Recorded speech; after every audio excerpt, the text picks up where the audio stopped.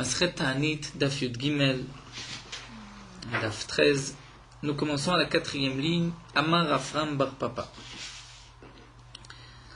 Amar Rafram Bar Papa, Amar Rafrizda. Rafram Bar Papa dit au nom de Rafrizda, Kol Shu Mishum Avel, tout jeûne que les Chachamim ont interdit pendant ce jeûne de se laver.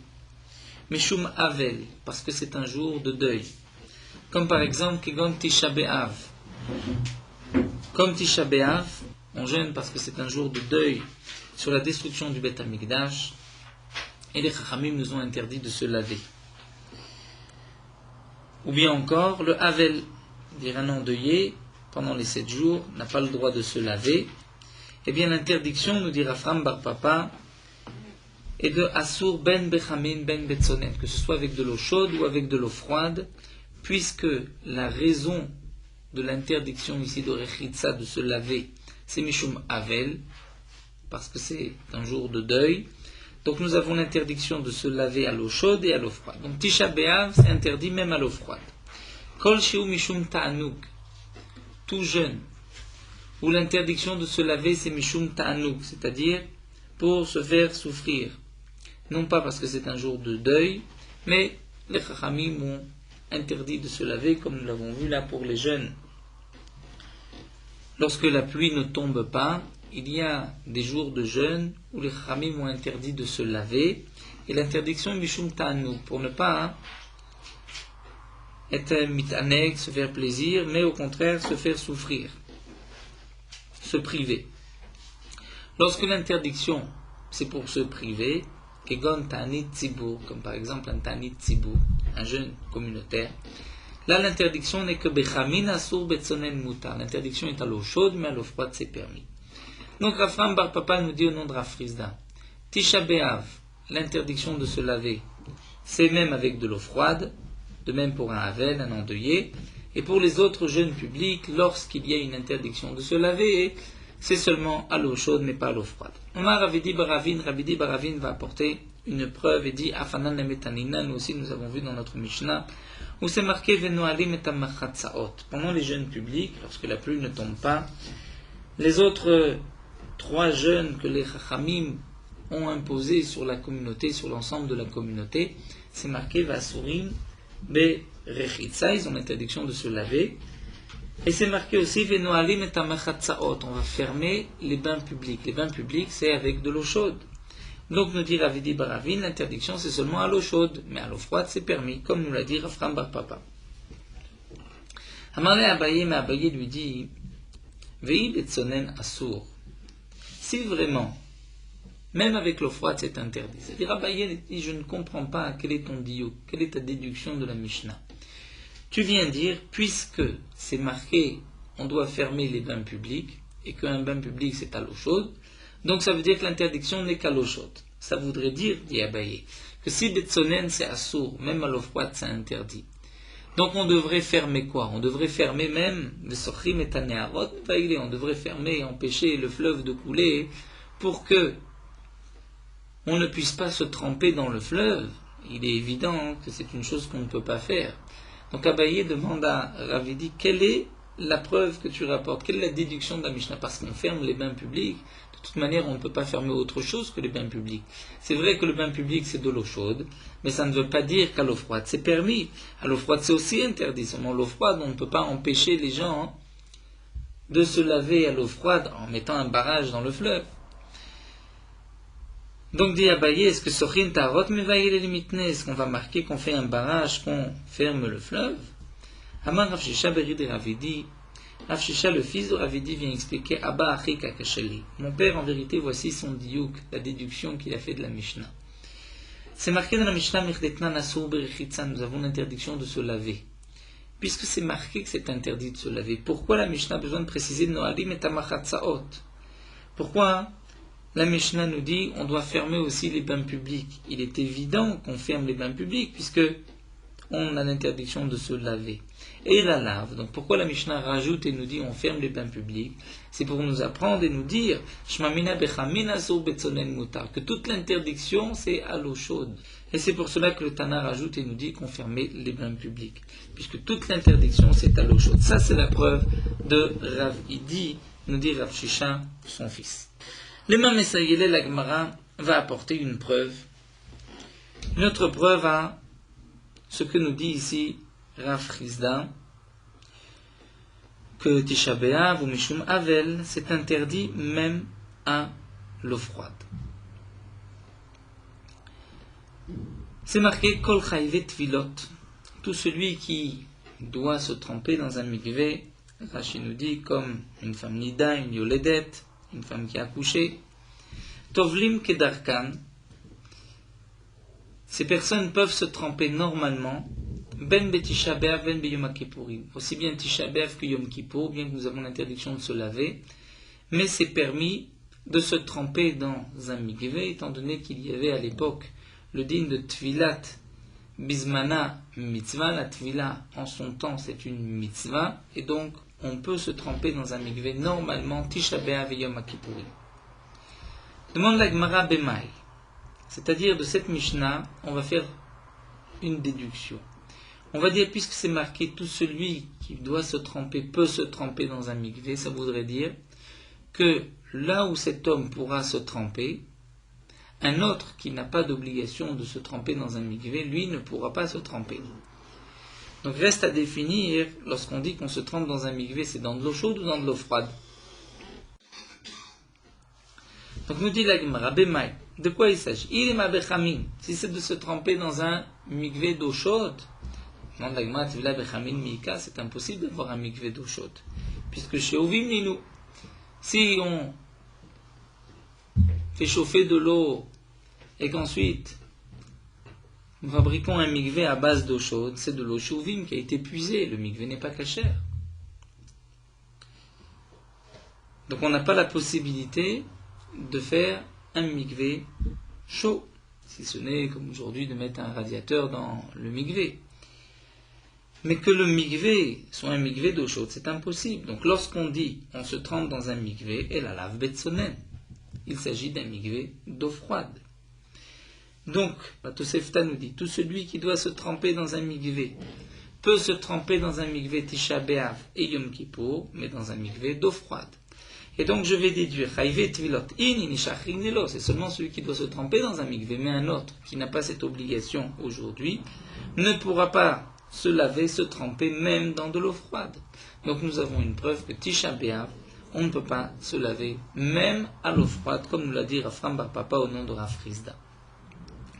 C'est vrai qu'il faut rajouter ce que le Bach, dans le Hot Aleph, a expliqué, que lorsque Rafram Bar Papa a dit au nom de Rav Chizda, lorsque c'est Mishum Avel, il y a une interdiction même à l'eau froide, il ne s'agit que des Ta'aniyot Miderabanan. Mais pour un Ta'anit Minatora comme Yom Kippourim, où il y a une interdiction Minatora de se laver, là l'interdiction, bien que la Torah nous ordonne de ne pas se laver Yom Kippourim pour la manière de se faire souffrir, de s'opprimer, ça fait partie des Chamisha Inuyim. Malgré tout, l'interdiction est même avec de l'eau froide. Et ça ne rentre pas dans la catégorie de Kol Shiu Mishum Ta'anug. Là, on ne parle que lorsque l'interdiction est Miderabanan. Mais Yom Kippourim, c'est vrai que le motif de l'interdiction c'est Mishum Ta'anug, puisqu'il faut Inouï se priver. Mais malgré tout, même à l'eau froide, c'est interdit, comme nous le voyons ici même. Donc nous dit la Gemara, nous avons de cette Tosefta une preuve, puisque c'est marqué que celui qui doit se tremper dans un mikvé va se tremper normalement Tisha B'Av ou Yom Kippour. Donc Tisha B'Av, on peut se tremper dans un mikvé d'eau froide. Ça voudrait dire que celui qui n'a pas l'obligation de se tremper dans un mikvé, lui, ne pourra pas se laver même à l'eau froide. Donc voici une preuve sur l'enseignement de Rav Chizda. La Gemara refute. Amar Rav Chana bar Katina lo nitzrecha ela lechamet Tveria. En vérité, l'interdiction ici, c'est pour les eaux chaudes de Tveria, Chamet Tveria. C'est un mikvé, c'est naturel, mais l'eau est chaude. Et là vient la Tosefta nous dire, celui qui doit se tremper dans un mikvé peut se tremper dans un mikvé même si c'est de l'eau chaude à Tisha B'Av et Yom Kippourim. Mais celui qui ne peut pas se tremper, qui n'a pas la mitzvah de se tremper dans un mikvé, lui ne pourra pas se laver dans de l'eau chaude, mais dans de l'eau froide, c'est peut-être permis. Et Yahri nous dit l'Agmar, si c'est ainsi, que tout ce qu'on a permis ici, ce n'est que dans de l'eau chaude. Et donc, la déduction pour les autres, c'est interdit même. Ce n'est interdit qu'à l'eau chaude, mais l'eau froide, c'est permis. Alors, Yahri, Masefa, nous avons un petit problème avec la suite de cette Tosefta. Amar Afraninas Ganakwanim. Afraninas Ganakwanim n'est pas d'accord avec Tanakama. Et pense que même celui qui doit se tremper dans un mikvé, eh bien, Kedai Ubet Elokenu, dire la maison d'Akadosh Baruch Hu, le Bet Hamikdash qui a été détruit, est suffisamment important, la Aved Alav Tvila, pour perdre une Tvila par Machal Bashana un jour dans l'année. Afraninas Ganakwanim pense que ce que Tanakama, le premier Tana, a permis, on peut se tremper dans un mikvé à Tisha B'Av. Afraninas Ganakwanim n'est pas d'accord et pense que on peut, pour ce jour de Tisha B'Av, perdre sa tvila. Il n'y a rien de mal à cela. C'est le Chorban Bet Hamikdash. Et donc, nous dit la Gemara, si on explique que Tanakama a permis à l'eau chaude, et donc Reb Ganakwanim vient interdire à l'eau chaude. Mais à l'eau froide, ça serait permis, de la même manière que tout homme a le droit de se laver dans de l'eau froide à Tisha B'Av. Donc, si c'est ainsi, qu'est-ce que nous dit Reb Ganakwanim? Pour la destruction du Beth Amikdash, on peut perdre une tvila. On ne la perd pas puisqu'on peut se laver dans de l'eau froide. Si tu dis que de toutes les manières, dans de l'eau froide, c'est permis pour tout le monde. Mais il suffit de se tremper dans de l'eau froide. Yidvol Betsonen, Katavle Betsonen, nous avons une ça. Il suffit de se tremper dans de l'eau froide. Donc qu'est-ce que Rapraninas Ganakwanim vient dire contre Tanakama?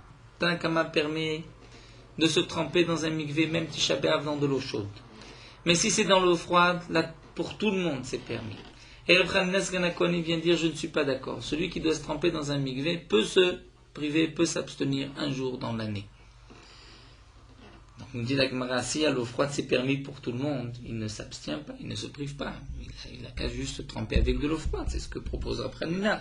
Ne te trempe pas dans de l'eau chaude, va dans de l'eau froide. Amar Rav Papa répond Ba'atra de l'Oshriach Tzonen. En vérité, Rapraninas Ganakwanim vient parler dans un endroit où il n'y a pas d'eau froide. Il n'y a que de l'eau chaude pour se tremper. Et donc, Tanakama permet de se tremper dans de l'eau chaude. Et Rapraninas Ganakwanim vient dire, puisqu'il n'y a que de l'eau chaude, c'est pas grave, tu peux perdre ta tvila aujourd'hui, puisque c'est le jour de la destruction du Beth Amikdash. Mais c'est vrai que s'il y avait de l'eau froide, on aurait pu se tremper dans de l'eau froide. Donc la Gemara ici n'a pas de preuve. Donc n'oublions pas, Rafrizda, Rafram Bar Papa, au nom de Rafrizda, nous a donné deux halachot. Tisha B'Av, il y a une interdiction de se laver même dans de l'eau froide. Ta'anit Tzibour, l'interdiction de se laver, ce n'est que dans de l'eau chaude. Pour l'instant, sur le premier dîne, que lors d'un jeûne public, on peut se laver dans de l'eau froide, ça la Gemara a apporté une preuve. Donc à Tisha B'Av, on a l'interdiction même dans de l'eau froide. Là pour l'instant, la Gemara n'a pas de preuve, la Gemara continue Tashma. Kshe'amru asur b'melacha, à propos d'un ta'anit tzibour, d'un jeûne public, c'est marqué, lorsqu'on a dit que nous avons l'interdiction de travailler, lo amru la beyom, toute l'interdiction c'est le jour, aval belayla mutar, mais la nuit du jeûne c'est permis. Un autre point, kshe'amru asur b'neilat sandal, lorsqu'on a dit qu'on doit enlever ses chaussures, on ne doit pas porter de chaussures de cuir. Lo amru la beir, cette interdiction n'a été dite que dans la ville. Aval baderer, si on fait du chemin de la route, mutar c'est permis. Aketzat, comment va-t-on faire? Yotze la derer Noël, lorsqu'on est en chemin, en route, on peut mettre des chaussures. Nichnas li cholet, lorsqu'on rentre dans la ville, on doit les enlever. Ukshamra sober chitzan dit la moïta, et lorsqu'on a dit que nous avons une interdiction de se laver, lo amru la kol gufo. Toute l'interdiction, c'est tout son corps. Aval panav yadav veraglav, le visage, les mains et les pieds, mutar, c'est permis. Donc ici, la Braïta nous dit, à propos des jeûnes publics, 3 points. Sur l'interdiction du travail, sur l'interdiction de porter des chaussures en cuir, et sur l'interdiction de se laver. Et la Braïta continue, et ainsi nous retrouvons à propos de celui qui a été excommunié, ou Be'avel et de l'endeuillé. C'est-à-dire que pour l'endeuillé aussi, ce qui a été rapporté plus haut s'applique aussi pour l'endeuillé. Donc la Gemara pour l'instant comprend que ce qui est marqué Veren Atam Motzei B'nudei Be'avel, ça se rapporte sur les 3 points, les 3 dynimes, sur tout ce qui a été rapporté. Même sur l'interdiction de se laver. Et ça voudrait dire que ce que nous avons vu dans un jeûne public, que nous avons une interdiction de se laver, mais tout le corps, mais pas naviada veraglav, le visage, les mains et les pieds, c'est permis, ça s'applique aussi pour un endeuillé qu'il a le droit de se laver le visage, les mains et les pieds. Nous dit la Gemara de quel cas il s'agit. De l'eau froide ou de l'eau chaude. Si c'est avec de l'eau chaude, c'est impossible, puisqu'un endeuillé n'a pas le droit même de tremper son petit doigt dans de l'eau chaude. Donc on est obligé de dire dans de l'eau froide. Dans de l'eau froide, et malgré tout, bien que ce soit dans de l'eau froide, nous voyons qu'il y a dans un Tanit Tzibour une interdiction de se laver entièrement à l'eau froide. Et là nous avons une question contre Rafram Bar Papa. Donc dans les mots, l'Agma nous dit B'mayaskinan.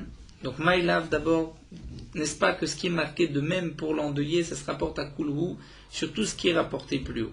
C'est-à-dire même sur l'interdiction de se laver. Et sur cela, la Braïta nous a dit l'interdiction c'est tout son corps, mais le visage, les mains et les pieds c'est permis, ça veut dire que même à Havel c'est permis.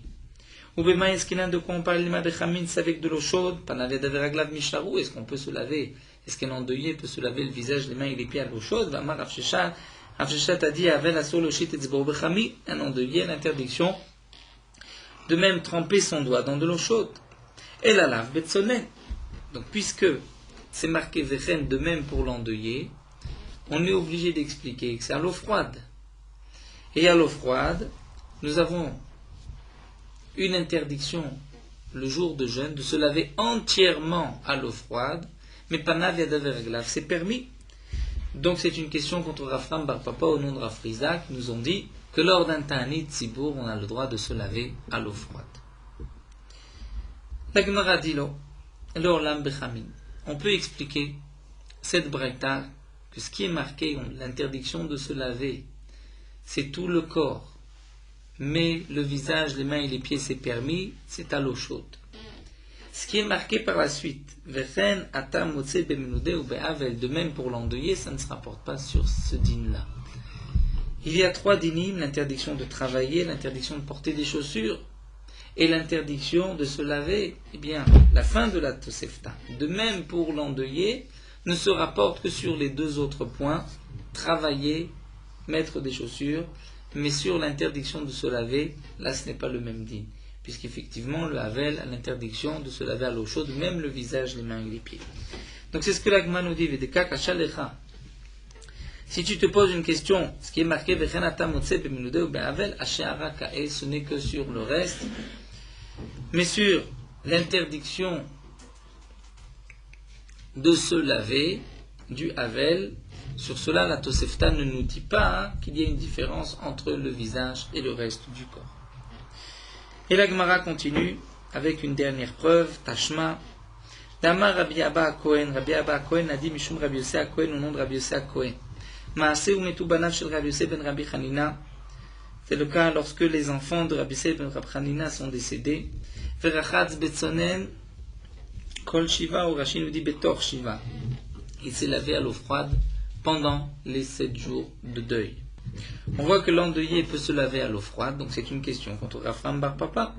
L'Agma répond à Tam, là-bas c'est un cas particulier que chez Takfou et Avelav, c'est-à-dire il avait perdu un enfant après l'autre, et il y a une halakha d'Etania Takfou Avelav, lorsque quelqu'un a plusieurs aveloutes qui se suivent, Ze achar ze, ichbit se'aro mekel betar. S'il a beaucoup de cheveux, il pourra s'alléger avec ta'ar, un rasoir, il ne pourra pas se couper avec un ciseau, juste avec un rasoir pour alléger, ou mechabes kesuto bemaim, il pourra laver ses habits dans de l'eau. Et Rav Frizda précise, beta'ar avelo b'misparaim, avec un rasoir, mais pas avec un ciseau, comme c'est l'habitude lorsqu'on se coupe les cheveux, bemaim, lorsqu'on a permis de se laver, pour celui qui a une période de deuil après l'autre, c'est avec de l'eau, vélo beneter, donc de laver ses habits avec de l'eau, vélo beneter, vélo bechol, pas avec ces sortes de de terre. Chez Neter, c'est de la terre ou bien comme de la pierre, de la craie, ni avec du sable. L'habitude était de laver les habits avec de la craie, avec du sable pour les blanchir. Donc ça c'est interdit, nous dit Rav Frisda. Mais en tout cas on voit que pour celui que Takfou Avelav, qui a eu une semaine de deuil, et dans cette semaine il a eu encore un autre deuil, lui peut alléger ses cheveux, peut se couper un petit peu les cheveux. Donc de même il pourra aussi se laver juste à l'eau froide. Mais un Havel dans la semaine n'a pas le droit de se laver à l'eau froide. Donc là nous avons terminé avec la première Memra au nom de Rav Frisda. Donc Rafram Bar Papa a dit au nom de Rav Frisda un Havel pendant les 7 jours de deuil. De même pendant Tisha B'Av nous avons l'interdiction de se laver à l'eau froide et à l'eau chaude.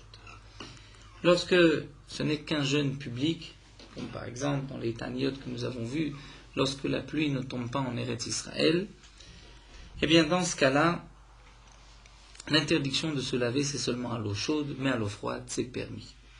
Et la Gemara n'a pas pu apporter de preuves ni de contradiction sur cet enseignement.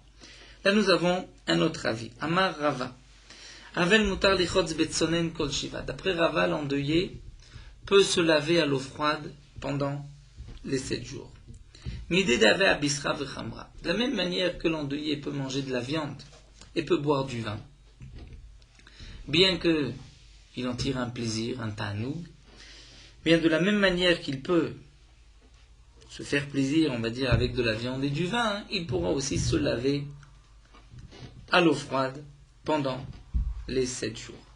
Donc ici, Rava n'est pas d'accord avec Rav Frisda, il pense que le Havel peut se laver à l'eau froide. Certains n'ont pas l'habitude, pendant les 7 jours de Havelut, de manger de la viande, de boire du vin, mais Medina de Gemara, c'est permis, c'est un minhag de ne pas prendre. Donc Rava nous dit de la même manière qu'on peut manger de la viande et qu'on peut boire du vin pendant la semaine de deuil, on peut aussi se laver à l'eau froide. Métivé, la Gemara va objecter. C'est marqué Ena Bogeret, une jeune fille, Bogeret, qui a 12 ans et demi, qui est en âge de se marier, n'a pas le droit, Ena Bogeret Racha'al et Navel et Tatzma, de se négliger, Bime Avel Avia, pendant la période de deuil de son père.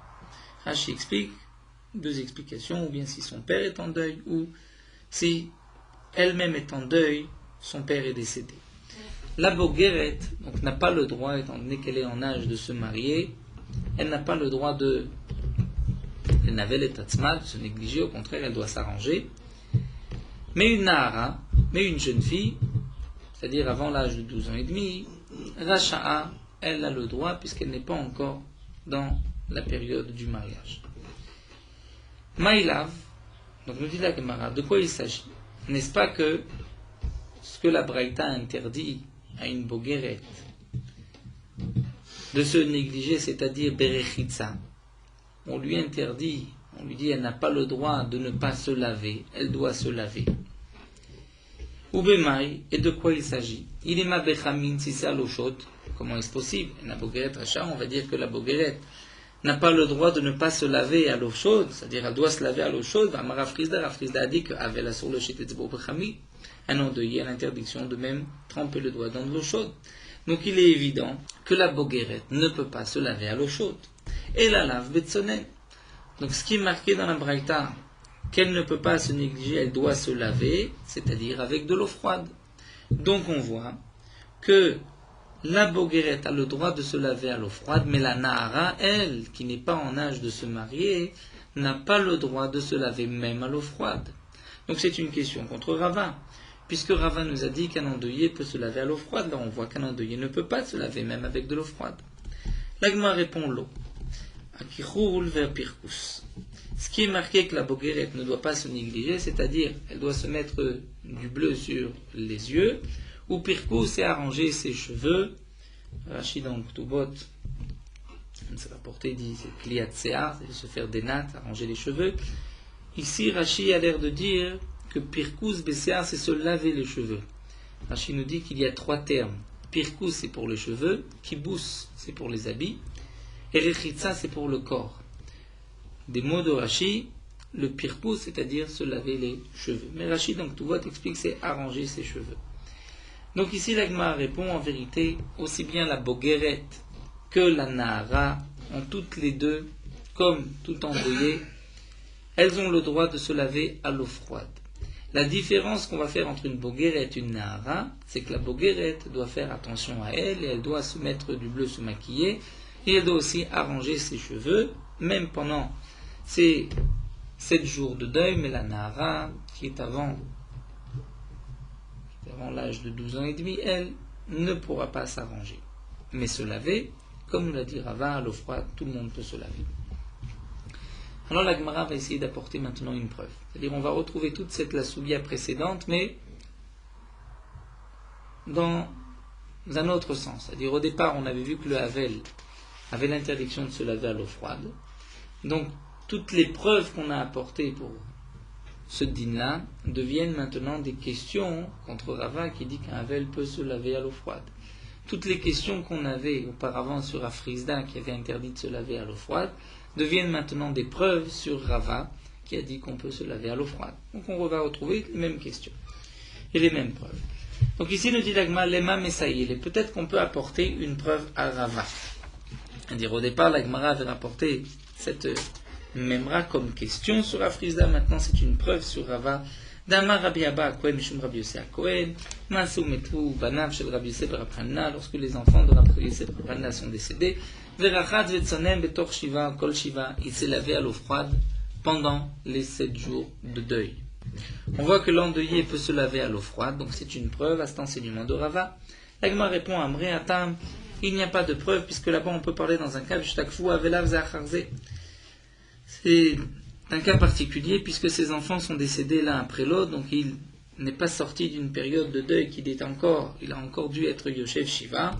Détaillant comme c'est marqué, que Takfu Avelav Zacharze, lorsque quelqu'un a Barminan, un deuil après un autre, Irbit Se'aro Mekel Betar, lorsqu'il a beaucoup de cheveux, il peut s'alléger avec un rasoir, laver ses habits avec de l'eau, Rafrizda Betar Avlov Misparaim, Rafrizda précise avec un rasoir mais pas avec un ciseau, Bemaim Velo Beneter, avec de l'eau mais pas avec de la terre ou Bechol ou du sable, Velo Beoel, une sorte de terre aussi qui servait de savon pour blanchir les habits. Donc ici l'Agma a refuté, nous n'avons pas de preuve, puisqu'on peut expliquer le Maaseh, Rabbi Yosef Barabhanina s'est lavé à l'eau froide parce que c'est un cas particulier. Et Kade Amré, là nous avons une autre version au nom de Rava. Amar Rava Avel Asur Betsonen Kol Shiva. Le Avel a l'interdiction l'endeuillé de se laver pendant 7 jours à l'eau froide. Alors là la Gemara demande après cette version Maïshena mi basar veyain, quelle différence avec le vin et la viande qu'un endeuillé a le droit de consommer. Atam les fachouché pardé ou David. Là-bas, le vin, la viande, c'était pour lui enlever ses soucis, lui enlever la peine qu'il avait. C'est pour cela qu'on lui a permis de boire du vin. Mais de se laver, puisqu'il y a un tanoug, donc là les Khamim ont interdit même à l'eau froide. Donc d'après cette version, Rava interdit même à l'eau froide pour le Havel. La Gemara continue, maintenant les Messaïlé, peut-être qu'on peut apporter une preuve. C'est marqué la Bogeret, et nous allons reprendre toute la Gemara. La Bogeret, Rachel Navelatzma, une jeune fille d'âge de 12 ans et demi qui est en âge de se marier ne peut pas se négliger pendant la période de deuil. Mais on peut déduire qu'une jeune fille avant cet âge-là a le droit de se négliger. Bemaï, de quoi il s'agit? Il est ma Bechami. Donc là, Gemara comprend qu'il s'agit de se laver, que la Bogeret n'a pas le droit de ne pas se laver, elle doit se laver. Avec quoi? Si c'est avec de l'eau chaude, la Bogeret, c'est-à-dire la Bogret n'a pas le droit de ne pas se laver à l'eau chaude, elle doit se laver à l'eau chaude, c'est impossible. Le Havel a l'interdiction de tremper son doigt dans de l'eau chaude. Et la lave, donc on est obligé de dire Betsonen à l'eau froide. Et donc on va faire une différence entre la Bogeret, qui est en âge de se marier, elle doit se laver à l'eau froide, mais une Nehara n'a pas le droit de se laver à l'eau froide. Donc on voit que une personne en deuil ne peut pas se laver à l'eau froide si ce n'est la Bogeret. C'est une preuve à Rava, d'après cette version, qui nous dit que le Havel a l'interdiction de se laver à l'eau froide. L'Agma répond l'eau, nous n'avons pas de preuve, on peut expliquer à Kechul ou Pirkous, c'était juste de se maquiller et de s'arranger les cheveux. Amar Afrizda nous dit Zot omeret. On peut donc déduire de là, puisqu'on a expliqué que la bogeret n'a pas le droit de se négliger, c'est-à-dire elle doit se maquiller et elle doit arranger ses cheveux, donc nous dit à Frisda, on peut déduire de là que Havel, Asur betichboset kol shiva. Le Havel a l'interdiction de laver ses habits pendant 7 jours. De la même manière qu'il a l'interdiction de s'arranger, de se maquiller, d'arranger ses cheveux, si ce n'est la bogeret bien sûr, et bien de même, l'endeuillé a l'interdiction de se laver les habits pendant 7 jours. Veil cheta, et la Gemara conclut, la halacha, puisque nous avons vu la première Memra, Rafram Bar Papa au nom de Rafrizda nous dit le Havel n'a pas le droit de se laver même à l'eau froide.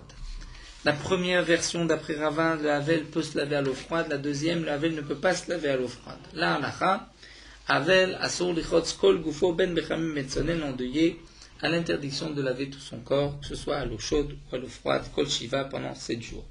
Aval panav yadav veraglav, mais son visage, les mains, les pieds, bechamin asur, à l'eau chaude c'est interdit, mais betzonen, muta, dans l'eau froide c'est permis. Aval, mais l'asur, s'enduire d'huile, afilu kol sheu asur, même un tout petit peu c'est interdit. Ve'im la'avar et azoama, mais si c'est pour enlever de la saleté, comme c'était l'habitude à l'époque, on enlevait grâce à de l'huile, on s'enduisait avec de l'huile parfumée, muta, dans ce cas-là c'est permis, puisque ce n'est pas l'état, c'est pour enlever de la saleté. Donc là nous avons terminé avec cette soubia. Donc nous avons vu l'interdiction de se laver pendant les jours de jeûne. Et aussi l'Agma nous a rapporté les dynimes du Havel de l'endeuillé, qui pendant 7 jours a l'interdiction de se laver à l'eau chaude et à l'eau froide, mais le visage, les mains et les pieds, il a le droit juste à l'eau froide.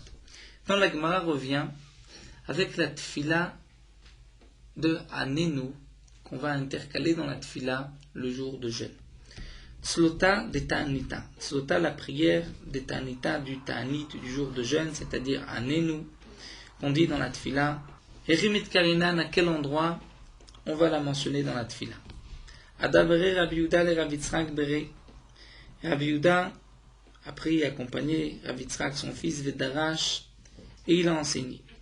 Yachid Shekibel Alaf Ta'anit, un particulier qui a pris sur lui l'engagement de jeûner.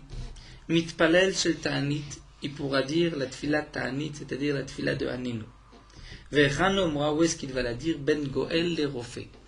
Entre la tfila de Géoula et celle de Refoua, c'est-à-dire entre Goel Israël et Refaïn.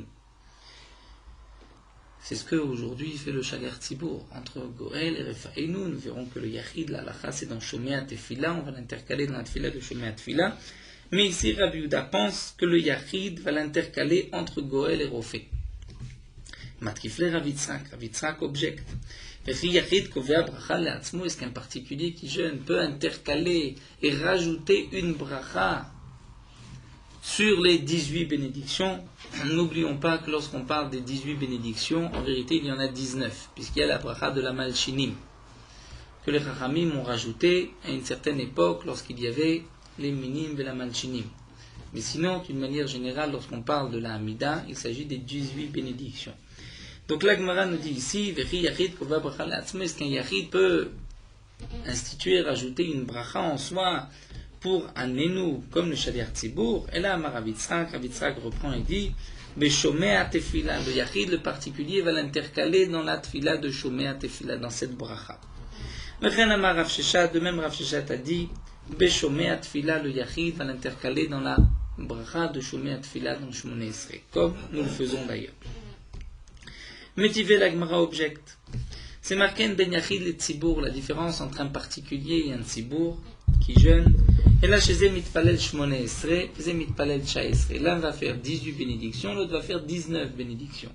18 bénédictions signifie on va intercaler un Hanenu dans Shomea Tefila. 19 bénédictions, c'est qu'on va faire une bracha à part. Ma Yachid, Ma Tzibour. Que signifie le Yachid, le Tzibour, le particulier ou la communauté? Il est Ma Yachid Mamash. Si on dit que le Yachid c'est le particulier qui prie, qui prie à voix basse. Le tzibour, c'est le shaliach tzibour. Et que le shaliach tzibour va rajouter une 19e bénédiction, c'est impossible. Anet shaesre, esrin varba, vous. Le shaliach tzibour, le jour de jeûne, ne va pas faire 19 bénédictions. On va en faire 24, comme nous le verrons dans le deuxième pérec, qu'il y a 24 bénédictions le jour de jeûne. On rajoute 6 brachot dans le shmoné esrei. Donc il est impossible d'expliquer que le tzibour, c'est le shaliach tzibour qui va dire 19 bénédictions, puisqu'il va en dire 24. Et la lave. Donc on est obligé d'expliquer. Achikama, que signifie yachid et tzibour? C'est un yachid qui a pris sur lui un ta'anit yachid, un jeûne particulier, et un yachid qui a pris sur lui un ta'anit tzibour, c'est-à-dire un jeûne qui a la force d'un jeûne collectif. Donc n'est-ce pas qu'on va lire ainsi En ben yachid kibel alav ta'anit yachid le yachid kibel alav ta'anit tzibour. La différence entre un particulier qui a pris sur lui un jeûne yachid d'un particulier et un yachid d'un particulier qui a pris sur lui un jeûne qui a la force d'un ta'anit tzibour, quelle est la différence? C'est là chez Zemit Palel Shmon Esrei, Zemit Palel Sha Esrei. L'un fait 18, l'autre fait 19. Donc on voit qu'un yachid qui a pris sur lui un ta'anit qui a la force d'un ta'anit tzibour, c'est-à-dire il va s'interdire aussi, par exemple, de se laver, de porter des chaussures, n'est-ce pas que là il va rajouter une 19e bénédiction? Donc Shma Mina, puisqu'on voit qu'il peut rajouter une 19e bénédiction, on peut déduire de là que Yachid, Kover, Bracha, Latzmo, que le particulier peut rajouter une bracha à part une 19e bénédiction. L'Agmara dit lo. Leolam imalecha shaliach tzibour. Je peux te dire que c'est le shaliach tzibour. Lorsque c'est marqué le Yachid, c'est-à-dire le particulier, lui, va toujours intercaler Anenu dans Shomei Tefila. Le tzibour, que signifie le tzibour? C'est le shaliach tzibour. Et le shaliach tzibour, lui, va dire 19 bénédictions, puisqu'il va intercaler Anenu entre la tefila de la bracha de Goël Israël et de Rephaïm. La question que tu as eue, c'est que le shaliach tzibour, il va faire 24 bénédictions. Shaliach tzibour esrim varba metzaleh. Eh bien non. Mais shalosh taniyot rishonot, dans les 3 premiers jeûnes, comme nous avons vu lorsque la pluie ne tombe pas le 17 Rejvan, ce sont les yechidim, les premiers qui vont jeûner. Lorsque vient le premier qui se lève et que la pluie n'est toujours pas tombée, le Beddin va décréter 3 premiers jeûnes sur l'ensemble de la communauté. Ensuite, nous avons encore 3 autres jeûnes sur l'ensemble de la communauté, ensuite 7. Donc il y a des degrés dans ces jeûnes. Les 3 premiers jeûnes sur la communauté, on ne fait pas les 24 bénédictions. Les 24 bénédictions, ce n'est qu'après. Mais Shalosh, Tanyot Hashnot, Delika, Esrim Verba, c'est dans les premiers où il n'y a pas 24 bénédictions, donc Shaliach Tzibour ne fera que 19 bénédictions. Donc on répond que le Yachid, lui, va toujours intercaler Anenu dans Shomei Tefila, et le Shaliach Tzibour, lorsqu'il ne fait pas les 24 bénédictions, il dira Anenu entre Goël Israël et la bracha de Rophé Oléamo Israël. La Gemara nous dit Vélo. Est-ce que vraiment pendant les 3 premiers jeûnes, on ne dit pas les 24 bénédictions? Veha. Pourtant c'est marqué En ben katane. Il n'y a que. Nous avons une Mishnah qui nous dit En ben shalosh rishonos shalosh emtsayot. La différence entre les 3 premiers jours de jeûne et les 3 jeûnes du milieu, puisque nous avons 3 d'abord, ensuite encore 3 et ensuite 7. Donc il y a les 3 premiers, les 3 du milieu et les 7 derniers. Et nous avons une braïta qui nous dit quelle est la différence entre les 3 premiers et les 3 intermédiaires. Et là, chez Beilou, Mutarim Basiat Melacha, les 3 premiers on peut travailler, ou Beilou Asurim Basiat Melacha, les 3 deuxièmes on ne peut pas travailler. Donc ça voudrait dire que la seule différence c'est au niveau du travail, Alekav Dalet. Mais pour les 24 bénédictions, Zévézé Shavin, aussi bien les 3 premiers jeûnes que les 3 jeûnes intermédiaires, on devra dire 24 bénédictions. Donc ce que nous avons expliqué tombe, puisqu'on voit que même les 3 premiers jeûnes, on dira 24 bénédictions. L'Agma va répondre non. Tana Veshir. C'est-à-dire, reprenons pour ne pas perdre le fil. L'Agma a posé la question Tfilat Anenu, quand est-ce qu'on va la dire dans la Tefila? L'Agma répond le Yachid va l'intercaler dans Shomea Tefila. L'Agmara s'est posé la question. Nous avons une braïta qui nous dit que le Yachid va l'intercaler dans Shomei Tefila, mais le Tzibour va rajouter une bracha entre Goël Israël et entre la bracha de Rephaïm. Que signifie le Tzibour va rajouter une bracha? Si c'est le Shaliach Tzibour, nous avons un petit problème, puisque Shaliach Tzibour, lui, doit dire 24 brachot. Donc on a voulu expliquer que signifie le Tzibour. C'est lorsqu'un particulier prend sur lui un jeûne qui a la force d'un jeûne public. Donc on voit que parfois le particulier va rajouter une bracha. L'Agma répond non. Le particulier ne rajoute pas de bracha. Il va intercaler Anenu dans la tefila de Shumea Tefila, dans la bracha de Shumea Tefila. Que signifie Tzibour? C'est le Shaliach Tzibour. Mais le Shaliach Tzibour doit dire 24 bénédictions et non pas 19. L'Agma répond les 3 premiers jeûnes. Et là, la Gemara recherche, est-ce que les 3 premiers jeûnes, on doit dire les 24 bénédictions ou pas? Donc la Gemara nous dit, nous avons une braïta qui nous dit la différence entre les 3 premiers et les 3 intermédiaires, c'est juste au niveau du travail. Ça voudrait dire que pour les bénédictions, aussi bien les 3 premiers jeûnes que les 3 jeûnes intermédiaires et Mtsaïm, deuxième, on dira les 24 bénédictions. Donc si c'est ainsi, on revient à la question initiale. La Gemara dit non. En vérité, Tana Veshir, lorsque le Tana a dit la différence entre les 3 premiers et les 3 deuxièmes, ce n'est pas que au niveau du travail, il y a encore d'autres choses. Tana Veshir, Maïshir, Daïshir. On demande l'Agma, mais qu'est-ce qu'il a laissé pour laisser cela? Et nous avons une règle. Lorsque le Tana nous dit il n'y a que ça comme différence, il ne peut pas y en avoir d'autres que le Tana n'est pas énuméré. Sauf s'il y en a plusieurs. Et là, je vais dire, le Tana n'a pas voulu faire toute la liste. Il en a rapporté une ou deux. Mais si le Tana en a exclu, on a oublié qu'une seule, c'est qu'en vérité, le Tana l'a exclu, puisque c'est pour une seule chose, il aurait dû la marquer. Donc demande à Gma, Maïshir, Daïshir, qu'est-ce qu'il a laissé d'autre pour que tu puisses dire que ça aussi il a laissé?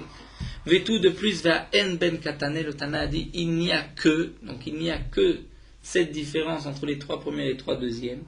Donc ça voudrait dire qu'il n'y a rien d'autre.